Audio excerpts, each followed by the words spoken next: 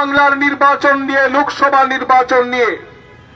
আবার শাসক দলের প্রধান ব্যস্ত আছেন বিবাহ বার্ষিকী উদযাপন নিয়ে। এই যখন রাজ্যের অবস্থা, তখন বামপন্থী ছাত্র যুবরা আমরা সিদ্ধান্ত নিয়েছি মানুষের দাবিতে আমাদের রাস্তায় নামতে হবে, মানুষের দাবিতে আমাদের মিছিল সংগঠিত করতে হবে। আপনারা নিশ্চয় জানেন রাজ্যের মানুষ 2018 সালের বিধানসভা নির্বাচনের আগে আমাদের স্বপ্ন দেখানো হয়েছিল যদি ডাবল ইঞ্জিনের সরকার রাজ্যে তৈরি হয় তাহলে শিক্ষা ব্যবস্থার উন্নয়ন ঘটবে, রাজ্যের বেকার ছেলে মেয়েদের কাজের ব্যবস্থা হবে, স্বাস্থ্য পরিষেবার উন্নয়ন হবে। আমাদের বোঝানো হয়েছিল এইমসের ধাঁচে নাকি আমাদের রাজ্যে হাসপাতাল তৈরি হবে। কিন্তু আজকে আমাদের রাজ্যে বিজেপির সরকার তৈরি হয়েছে, 6.5 বছরেরও বেশি সময় অতিক্রান্ত। এই সময়ে আমাদের রাজ্যের মানুষের অভিজ্ঞতা কি? রাজ্যের মানুষের অভিজ্ঞতা হচ্ছে বেকার ছেলে মেয়েদের কাজ নেই, শূন্য পদে লোক নিয়োগ করবার জন্য সরকারের কোন ধরনের উদ্যোগ নেই। টেট পাশ করার পর ছেলে মেয়েরা কাজের দাবিতে, কর্মসংস্থানের দাবিতে রাস্তায় নেমে আন্দোলন করছেন, শিক্ষামন্ত্রীর সাথে দেখা করতে চাইছেন, কিন্তু পুলিশ লেলিয়ে দিয়ে তাদের লাঠিপেটা করা হচ্ছে।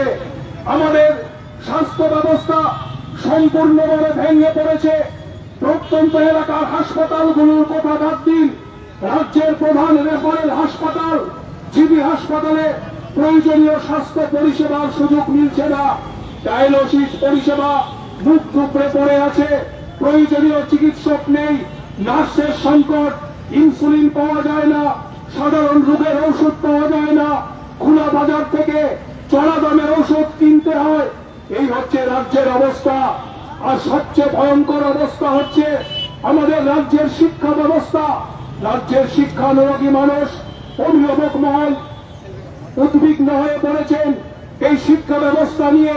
2021 সালে তৎকালীন সময়ের শিক্ষামন্ত্রী, উনার নাম বলার প্রয়োজন নেই, কারণ ইনি ইতিমধ্যেই গোটা রাজ্যের মানুষের কাছে হাসির পাত্রে পরিণত হয়েছেন। এই শিক্ষামন্ত্রী আমাদের বুঝিয়েছিলেন যে বিদ্যাজ্যোতি প্রকল্পের মধ্য দিয়ে রাজ্যের শিক্ষা ব্যবস্থার আমূল পরিবর্তন হবে, কোয়ালিটি এডুকেশনের ব্যবস্থা হবে। সেই বিদ্যাজ্যোতির কি অবস্থা সাম্প্রতিক ফলাফলের মধ্য দিয়ে প্রকাশিত হয়েছে। এই ফলাফলের মধ্য দিয়ে আমরা দেখতে পেলাম রাজ্যের ছাত্র সমাজের ভবিষ্যৎ আজকে অন্ধকারে ধাবিত হচ্ছে। শিক্ষার সুযোগ থেকে গ্রামাঞ্চলের ছেলেমেয়েরা বঞ্চিত হচ্ছেন, স্কুলগুলোতে শিক্ষকের মারাত্মক সংকট তৈরি হয়েছে। এই যখন রাজ্যের অবস্থা, তখন আমরা বামপন্থী ছাত্র যুবরা উদাসীন থাকতে পারি না। তাই রাজ্যের মানুষের দাবি নিয়ে আমরা মিছিল সংগঠিত করবার সিদ্ধান্ত গ্রহণ করেছি।